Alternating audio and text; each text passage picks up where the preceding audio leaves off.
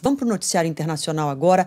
A situação em Gaza dramática, mas alguns caminhões a mais com comida começaram a chegar, farinha começou a chegar nas padarias, que para eles eles festejam o momento em que caminhões de farinha chegam para poder produzir pão.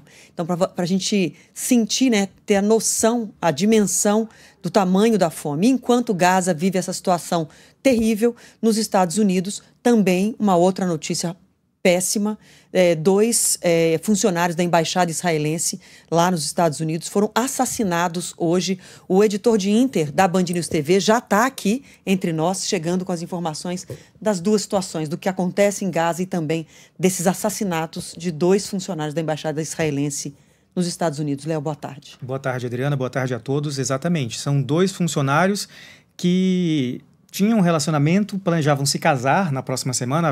O pedido de casamento seria feito por um deles, a noiva, e acabou sendo vítima desses disparos. As informações que chegam é que o atirador, que já foi capturado, e no momento da captura dele, da prisão dele, ele gritou Palestina livre várias vezes.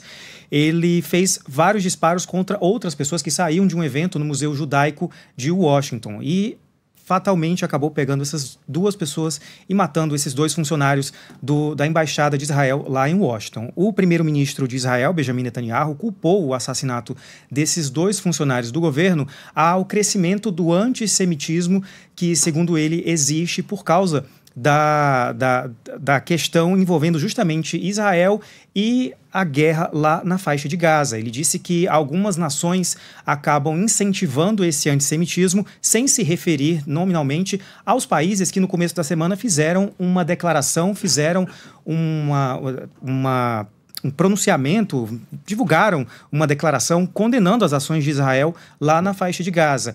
O governo da França, que não foi citado nominalmente, mas respondeu dizendo que o governo sempre defende os israelenses e que sempre vai combater o antissemitismo.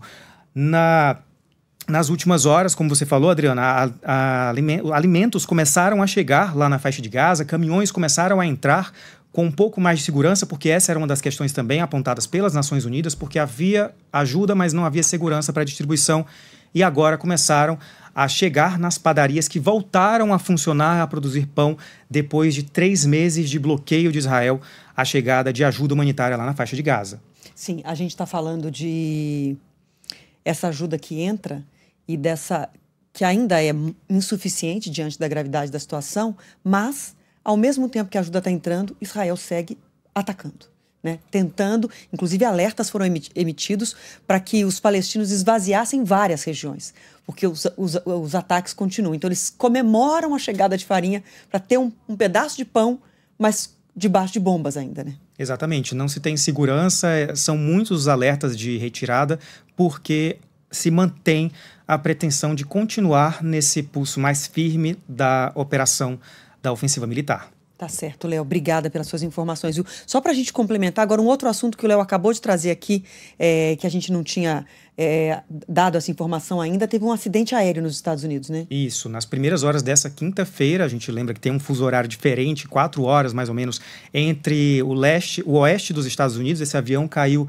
na Califórnia, na cidade de San Diego, atingiu um bairro residencial, deixou casas e automóveis em chamas. Não se tem um número exato de mortos, mas acabou de chegar a confirmação de que pelo menos 2 pessoas morreram na queda desse avião, desse jatinho privado. Obrigada, viu, Léo, por trazer os principais destaques aí do noticiário internacional pra gente. Até mais.